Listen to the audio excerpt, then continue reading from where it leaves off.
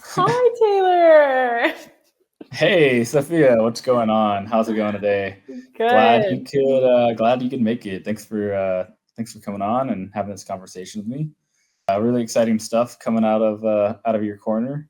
I'm really glad we got to have this conversation. I wanted to get started off and kind of just get to know you, kind of get to know the real Sofia Schugar, where you're from, what your background in sport is, how long you've been racing, how you found gravel, and how you went down this path of racing ultra gravel events such as the Traka 360. Okay. Well, I'm from San Diego. I started cycling in San Diego because a longtime family friend thought I would really enjoy it. And she took me on my first bike ride when I was like a junior in college. And then I was pretty much immediately hooked. And I did the classic start with triathlon and move into cycling thing. Before that, though, I did ballet, so not a lot of endurance sports, except for like a year of running in college or in high school. So I kind of just got really into it right away. Nice. Yeah. So, who else was a ballerina? I think Elizabeth Dixon on Fount. Oh That yeah, she finished second in the U.S. Crit Nationals. yeah, Came and from she a won the last background in stage of ballet. Gila too. I think it's people who do ballet have Yeah.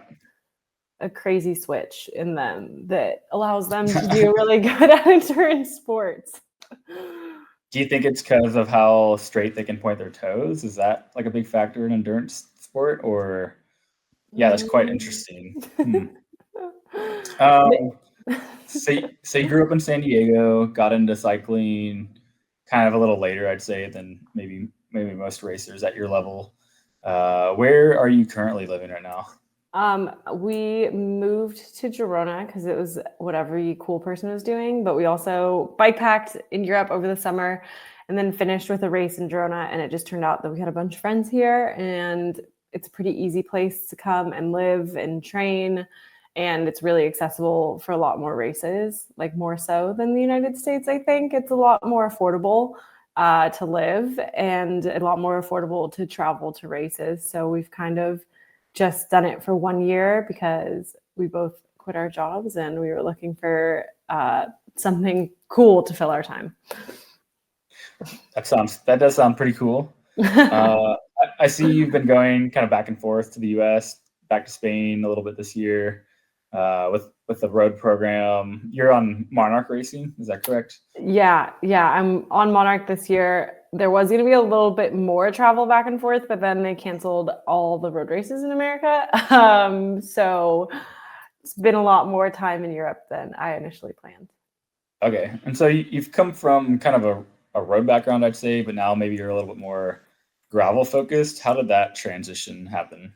Um, I I like started road racing actually after college. I did like 2 road races in college. Then after college, I moved to Australia for 2 years and I started biking there. And I did road races, but it was funny because like with social media and everything, I noticed gravel was taking off in America. And I was always like, well, I love doing really long rides. And a lot of the road racing in Australia was crits. There's like not a huge like long or like stage race program anywhere but Europe. But gravel looked like accessible and it looked like there was a lot of opportunity in America.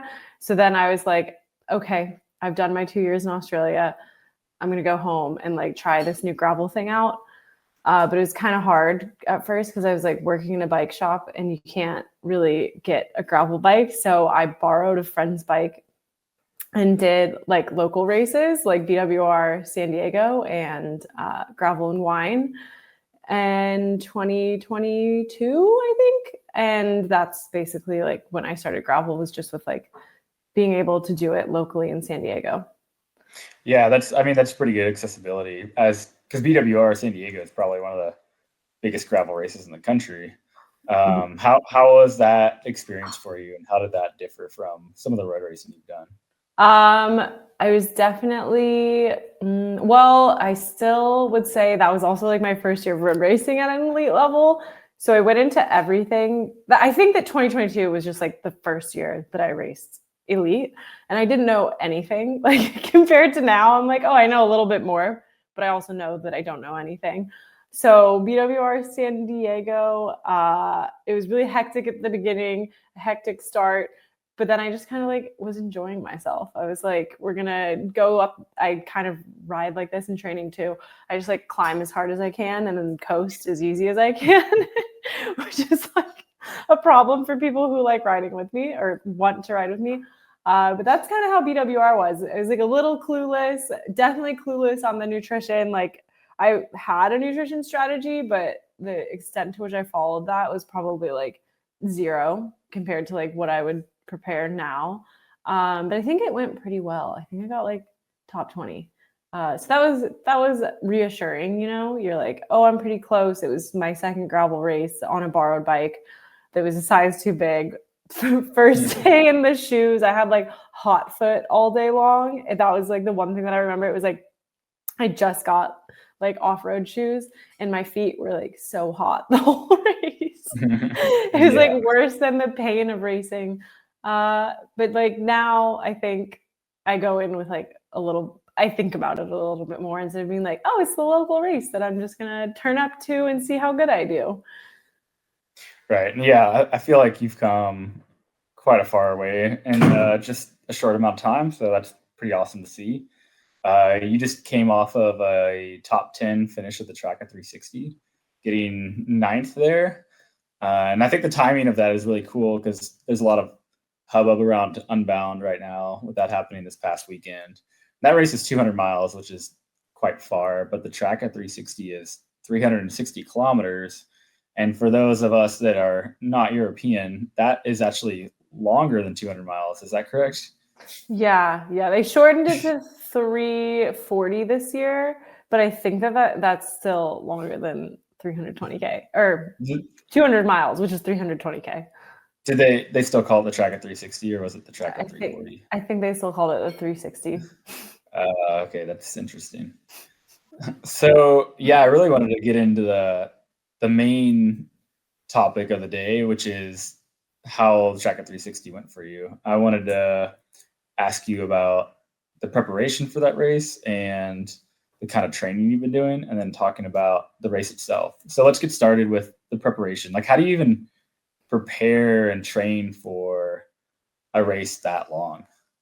I was doing quite a bit of like back-to-back long rides. I don't think I did anything like insane. I've like naturally done like 3 10-hour rides in my life. So like those were at the back of my mind the whole time. And then like a lot of days of like 6 hours and then the next day 5 hours and then a rest day. But I don't think I was going out and doing any like 12-hour days or anything crazy like that. And then along with that, I was also preparing for like stage racing in America a little bit. So I would have like long days and then some VO2 max intervals, which I was like, I was definitely like preparing for both, but I ended up at the end way fitter than I've ever been. Like my best finish at Redlands. So kind of like took 2 months doing that with like my long rides on the weekend, 6 hours Saturday, 4 or 5 hours Sunday. And then after Redlands, it was just more like zone 3 in those long rides. So preparing to like kind of hold the steady pace that I assumed I would hold at the Traka within those long rides. And then some hours during the weekdays, but it wasn't super interval heavy, which is fun for me though, because I love the long rides. So you're riding probably 23, 25 hours a week or so. Is that correct? Sometimes, yeah. How do you balance that with eating off the bike and sleeping and having a social life? And are you just like tired all the time, or what does that look like for you? I think it's a funny joke though. I said to my friends, I'm like, you know what I think my natural ability to do in biking is, and like I think I'm like a gifted recoverer because I do balance it with a lot of things. I'm a coach. Last year I had like 3 part-time jobs, and everyone, but I like it jokingly, I'm unemployed but I still work, you know? And my friends are like, you're the busiest unemployed person we know. But this year I definitely like dialed it back. One of my jobs was like coaching exercise fitness classes at the gym. So I like took that out to kind of help recovery. And then, I mean, if you're in Girona, you're surrounded by cyclists. So your social life is your riding. And then it's pretty easy to like relax because like I'm probably like not the most good at recovering in Girona, being like, oh, I'm gonna get off my feet and stuff. But if everyone else is doing it, it's really easy to like not have any friends to hang out with. But I'd say that like this little internal fire in me made it so that I could still juggle a bunch of stuff, and I wasn't really tired off of like 20 hours of training a week. Last week I did 26, and I was like, oh, I'm excited for like an off day, but I'm not like gonna die. And I'd say like as far as nutrition goes, I've always been a really healthy eater. I think that started in ballet, and like my mom is a really healthy eater, so I grew up like knowing how to cook healthy food for myself. I'm vegetarian, which is also something that I have to be pretty mindful of, but I try to like go out of my way to make sure I'm eating like a variety of foods and vitamins, and like I'm like pour a bunch of sesame seeds on my dinner, or like add a bunch of chickpeas, and I'm trying to get like protein and things that I might be missing out on. But I'd say like leading up to the Traka, I kind of like built enough base in November and December that once it started getting like a little bit longer weeks and like adding in threshold or like zone 3 sessions, that I wasn't super tired all the time. Nice. That sounds like you had a good progressive overload with that. Let's talk about the race itself. So Traka 360, actually the Traka 340, that's a long day. That's like, I think what was your finishing time? 14 and a half hours or so? I don't know. That just sounds like a really daunting undertaking. Can you walk me through maybe the start of the race and the middle part and the finish, and maybe kind of how your mindset was during each of those phases? Definitely. And I also want to hear about the nutrition strategy for that race and what it took to finish in the top 10 Nutrition. as far as pacing and nutrition goes. Yeah. Okay. Well, I'll say nutrition first because I prepared that like a while before. Definitely wasn't the best in nutrition leading into like this season. But then once the season started, which I'll say I started training in November, I started to be like more conscious about eating during my training rides. And I think I went from like probably 30 grams of carbs to like 60 grams of carbs an hour to like 80. I know like a month before the race, I reconned the course with my friends and we like bike packed it. So we did one day 7 hours and then another day 7 hours. And on both of those days, I was super on top of my nutrition, doing like 100 grams of carbs an hour just so that my stomach, like I could see what happens. Because last year I had a race and bad things happened. So I learned from that. And I was like, we're never going to let that happen again. Let's try these gels. And then I just kind of found nutrition that worked for me. Sat down with basically a team, and like reaching for a bottle or like reaching for a gel is hard for me when I'm racing, especially like at the beginning of the race.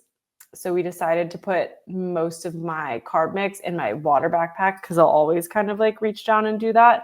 So I started with a backpack, a bottle of carbs, and like a bottle of electrolytes. And I basically replenished that at the first aid station, like the exact same setup, plus like 8 gels. And the first aid station was at like 4-ish hours in. And then the second aid station, I did the same thing. So I had like the most significant source of carbs was like a water backpack with 2 liters of liquid and like 360 grams of carbs. No, 270 grams of carbs. I'll probably use that again for like other races. But I was at about like 90 to 100 grams of carbs an hour. I think some people are probably doing more, but that really worked for me. And I never felt hungry on the bike, and I never felt like I was going to poop my pants, which I think is an improvement That's over some other important. races. Yeah, you don't want to be in the middle of the woods in a 340K race with no bathroom. And then, so the race itself, glad I was doing those VO2 max intervals because I started really far back because I don't get any call-ups or anything. So I started really far back. And I think I was doing like 500 watts to like get to where my first, like one of the first competitive woman was. So that was really, the beginning was really hard and you're going really hard and there's like a ton of people and there's puddles and mud and people are just going from like 32 to like 0 in the mud. So the beginning was super chaotic. I think next time I'll just probably like be more annoying and push to the front so I can be near the other woman. And then it's like rolling climbs. So just trying to like keep working my way up within my limits. Like, but I mean, I said I would be like conscious of like how hard I was going, but I definitely was literally just like spraying watts everywhere, going as hard as I could at the beginning of the race. Unfortunately, I didn't turn my Garmin on or anything either, so I don't have all of that data, but I can assure you I was going really freaking hard at the beginning. Got in a group, and it just kind of felt like I was just kind of going at a pace as if it was like a shorter race. I was like, I just need to stay in the best group that I can for now. It ended up being like an interesting group. I think I wish I was like a little bit further because there was like the whole beginning of the race have these like potholes full of water and mud and people were like braking before that. And I'm like, no, man, you're still going to have to go through it. Like, just go. But that was, then we like got our groove. Another woman, Cynthia, was with me, and then her and I were kind of like leading the pack through the technical sections. Like it was a little surgy too. Like some guys get on the front and then they do like 300 watts or like 400 watts, and then they like blow up, and then they go to the back, and then that's the group that I was in. Yeah, not the best, but we made it work. Got to the first aid station, and I like looked at my power, and I was like, oh. I was going really hard. Oh God. I'm like, maybe I should start pacing it now because there's about 10 hours left in the day. And that's when all the climbing started. So I was alone for that. One of my friends was with me in the aid station and she was like, bye, bitch. And I was like, oh my God. I was like, I'm not going to come catch you, but I tried. Ate a little bit of crap when I was alone in like a puddle all by myself, took a little bath. Oh no. But I was like, oh, this is dumb. But I think that was like my lowest point, but that was like for maybe 5 seconds. And then climbing, I like kept it at a nice pace. I guess nothing crazy happened in the race, but I went in knowing that my brakes weren't working and that they couldn't be fixed. So after all the climbing, I was descending like super cautiously because I didn't have any like fine ability to control my brakes.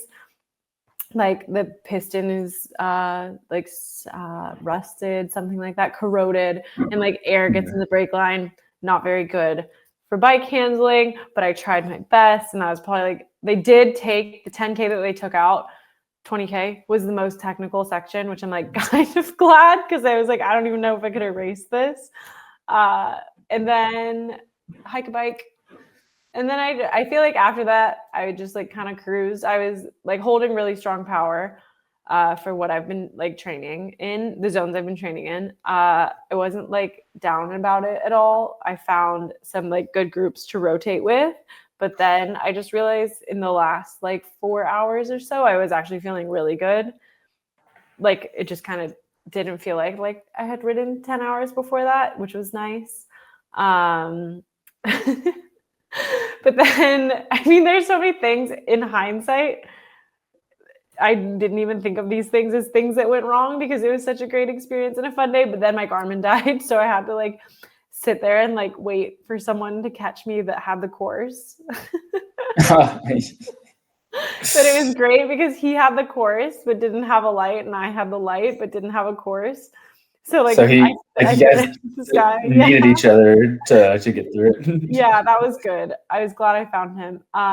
But yeah, again, I think it was a super great day. I don't think like anything physically held me back. I think I was able to like push my limits and figure out how hard I could pedal for like 13, 14 hours. And I had a lot of fun. I mean, I was really happy with ninth right when it finished, but now days later, I'm like, okay, I want to do better next time. So that's something to reflect on. Yeah, I mean, it sounds like you've already been reflecting on some of the things that could be improved, and yeah, I mean, there's always going to be variables out of your control in these gravel races, but having fully functioning brakes, having a charged up Garmin. Yeah, but I mean, it took until right now for me to be like, oh, like maybe, but I don't know if those things would have had a huge effect on how I finished. I do know my friend that was in front of me who left the aid station before me. My partner, well, actually, another very crucial thing is having some support in the aid stations to like make sure everything goes smoothly. My partner was timing our gap the whole time, and we like kept it at 3 minutes or 4 minutes the whole race. So I mean, I could have had things fixed, but like everyone has something go wrong. Right. And I mean, I feel like it's good to have things to improve on when you finish the race, right? Unless you win the race, it's like, okay, because if there's things you can improve on, there's hope for progression. And For it's the like future.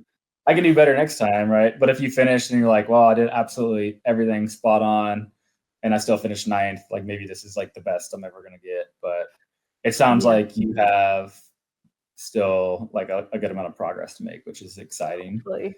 Um, Hopefully. which kind of brings me to my next talking point of what is so you finished ninth overall at the Traka 360. What is next for Sophia's calendar? I'm doing some UCI races, which seem like really interesting. I'm doing Wish One, I think is coming up, and Wait, which one then are you doing? Wish One. Wish One is which one I'm doing. Oh, I see, I see. And that's in France. I heard it used to end on a cyclocross course, which I think would be really fun. I hope they're still doing that. And then I have like a Swiss gravel or octopus gravel, which is in the Gravel Earth series. I think it's just like 3 time segments, but you're like climbing in the Swiss Alps all day, which sounds like a great day out. And then the weekend after that is Gravel Swiss, which is another UCI race. And then a little while after that, I think there's a couple of races in Sweden that I'm going to try to do, but I'm just trying to take it month month at a time, especially because I'm like over here and it's quite new territory and it's me and my boyfriend coming up with this calendar and how to get everywhere. So taking it slowly is nice and something that's like definitely new for me because this is probably like the least I've ever raced. I loved racing. Like last year, I raced probably like 50 times, like local crit, local gravel race, like stage race, whatever I could get my hands on. And this year it's like, I think I've raced like 3 times. So I'm getting antsy though. I'm really excited. Do you have any overarching goals for the whole year with all these UCI gravel races? Like um, what is the thought process behind traveling to France, Switzerland, and these UCI races? Are you trying to get on a professional gravel team? Is that even like a thing that exists in Europe? there's some. I think that they definitely favor Europeans. I think that they think it's like silly when Americans come. Like with Unbound, there's a lot of like, yeah, Americans think that they control gravel, but Europeans are better. There's a lot of that. It's eye opening. You got to come sample it yourself. But I just wanted to. I mean, I lived in Australia for 2 years. Last August, we bike packed in Europe, and I was like, we could live here. So first and foremost, which I have to like remind myself is like I came here to experience racing over here because I always told myself I'm like, well, that's the mecca of racing is Europe. So I always wanted to race over here.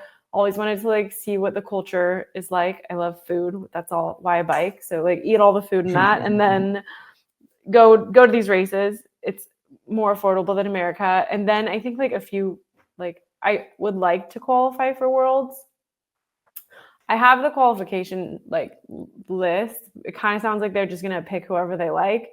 But I think if I'm here showing USAC, like I'm interested, I'm here, this is what I want, then I have a chance. I also probably need some results. So getting those results is important.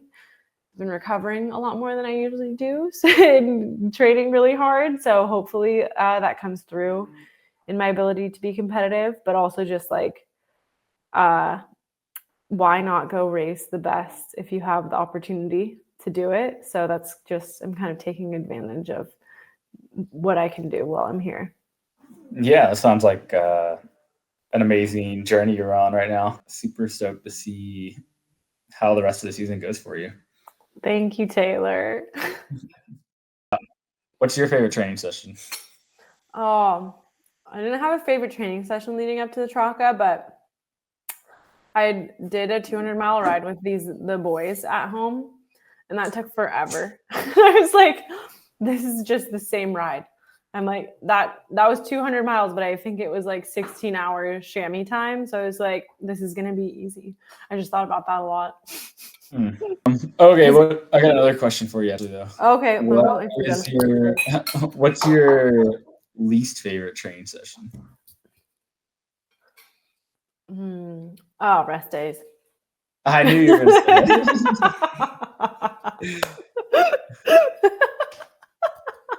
That's going to be the intro clip right there. I cried today. Today was a rest day, and at 4 p.m. I just had a mental breakdown, and I was like, I'm gonna go do skills practice. Like I'm gonna go send this trail.